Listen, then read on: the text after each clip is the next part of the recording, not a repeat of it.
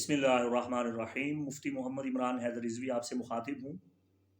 بتانے جا رہا ہوں برج سرطان سے وابستہ خواتین و حضرات کو کہ 2 مارچ آسمانی کونسل پہ ہونے والا شرف مری آپ کی زندگی پہ کیا اثرات مرتب کرے گا۔ ہمارے بر صغیر میں منجمین شرف مری کو اچھا نہیں سمجھتے۔ المیہ یہ ہے کہ ذائچے تو بناتے ہیں ویسٹرن سسٹم سے اور اس کی انٹرپریٹیشن کرتے ہیں ویدک اور جیوتش سسٹم سے۔ یہ انہوں نے ملغوبہ بنا رکھا ہے۔ مری کو نحس اصغر کہا جاتا ہے، یہ بالکل غلط ہے۔ کوئی کوکب نہ نحس ہے نہ سعد ہے۔ دیکھیے ایک بات کی وضاحت کر دیتا ہوں۔ جناب امیر کائنات مولا علی کرم اللہ تعالی وجہ الکریم کی خدمت میں ایک مرتبہ ایک منجم آیا۔ آپ نے اس منجم سے پوچھا کہ ما زحل عندکم، زحل تمہارے نزدیک کیسا ہے؟ اس نے کہا جی ہوا نیس الاکبر، وہ نیس اکبر ہے۔ اب ہمیں اچھا یہ بتاؤ ما عندکم المری، مری تمہارے نزدیک کیسا ہے؟ منجم نے کہا ہوا نیس الاصغر، مولا وہ نیس اصغر ہے۔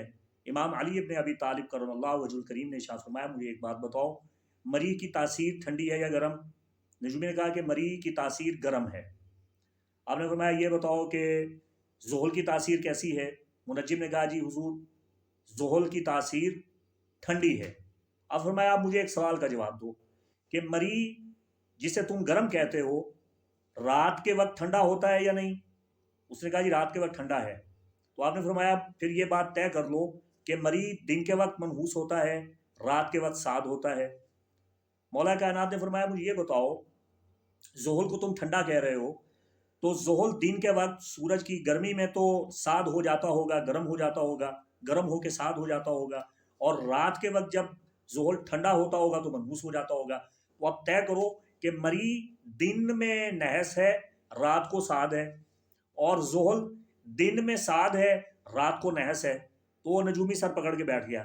تو معاملہ یہ ہے کہ حقیقت میں امیر کائنات اسے یہ سمجھا رہے تھے کہ دن اور رات کے فرق سے سعادت و نحوست بڑھ جاتی ہے۔ قرآن میں اللہ نے 2 جگہ پہ ارشاد فرمایا فی ایام نحسات کہ منحوس دنوں میں ہم نے قوموں پہ اپنا عذاب بھیجا۔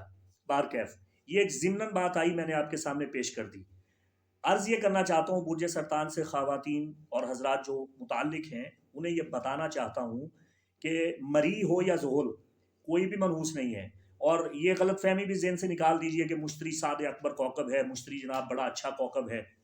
مشتری اگر اپنی نحس پوزیشن میں بیٹھا ہو تو واٹ لگا دیتا ہے، رگڑا نکال دیتا ہے، ستیہ ناس کر دیتا ہے، کریا کرم کر دیتا ہے، رام پر نام ستیہ کر دیتا ہے، انا للہ و انا الیہ راجعون کر دیتا ہے۔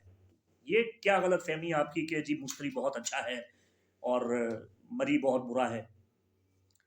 سرطان خواتین و حضرات آپ کے ذائچے کے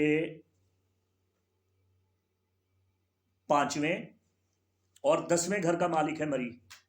مارچ کے مہینے میں آپ کے ذائچے کا 5واں گھر اور 10واں گھر کیا ثمرہ دے گا یہ بتانے کے لیے آپ کو بیٹھا ہوں۔ آپ کے ذائچے کا جو 5واں گھر ہے، 5ویں گھر کا تعلق ہے جی آپ کے چلڈرن کے ساتھ، آپ کی لو لائف کے ساتھ، آپ کے جیک پاٹ کے ساتھ، آپ کے انعامات کے ساتھ۔ آپ کے انعام لگیں گے اگر آپ نے مردانگی دکھائی، قوت دکھائی، ہمت دکھائی، جذبہ دکھایا اور مردانہ وار آپ نے گیم کی تو قوی امکان ہے کہ آپ کو کامیابی ملے گی۔ آپ اپنی قسمت کو آزمائیے، جیک پاٹ لگے گا، انعامی اسکیموں میں حصہ لیجیے، دلچسپی بڑھائیے تھوڑی سی، مری کی طاقت سے فائدہ اٹھائیے۔ مری مین آف کمٹمنٹ ہے، اگر آپ بات کریں گے، اگر آپ ایک بولیں گے، کال دیں گے، مری آپ کی بیک پہ آپ کو پاور دے گا۔ آسمانی کونسل کا جنگجو آپ کی ہیلپ کرے گا، اس کی سٹرینتھ، اس کی قوت، وہ واریر ہے، واریر جنگ کا دیوتا ہے، آپ کی سپورٹ کرے گا۔ اگر آپ بے اولاد ہیں تو ان ایام میں کسی دعا سے یا کسی دوا سے مدد لیجیے۔ مردانہ کمزوری دور کرنے کا وقت ہے، اس سے اچھا وقت کوئی نہیں آئے گا۔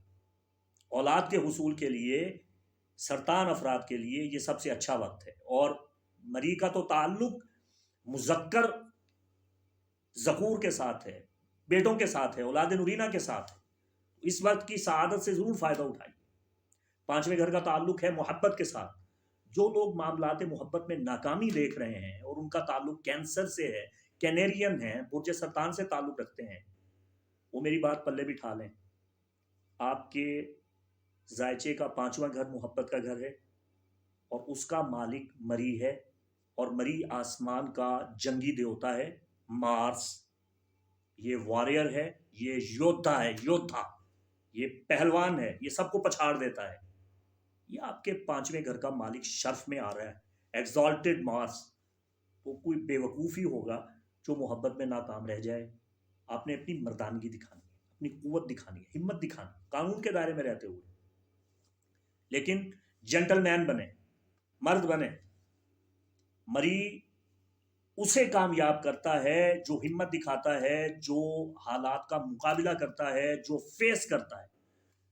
اور اگر آپ میں ہمت نہیں ہے، اگر آپ اپنے محبوب کو قائل نہیں کر سکتے، اسے نہیں سمجھا سکتے، اس سے بات نہیں کر سکتے، اس کے سامنے اپنا خلاصہ نہیں کھول سکتے، آپ اسے پرپوز نہیں کر رہے، اور اگر اس کے والدین نہیں مان رہے، تو آپ ان کے سامنے اپنا مدعا پیش کیجئے، آپ ان سے وقت لیجئے، آپ انہیں بتا دیجئے، آپ کو کامیابی ملے گی. لیکن اگر آپ نے ڈرپوک بن کے تعویذوں کے ذریعے محبت میں کامیابی حاصل کرنے کا سوچا ہوا ہے، یا لوح مری کے ذریعے آپ چاہتے ہیں کہ جی آپ کامیابی حاصل کرنے کے، لوح مری آپ کو کوئی فائدہ نہیں دینے والی.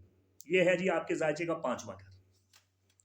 مری آپ کے ذائچے کے 10ویں گھر کا بھی مالک ہے، اور اس کا شرف آ رہا ہے. 10ویں گھر کا تعلق ہوتا ہے جی آپ کی قسمت کے ساتھ، آپ کا لک، آپ کا فارچیون، آپ کا کیریئر.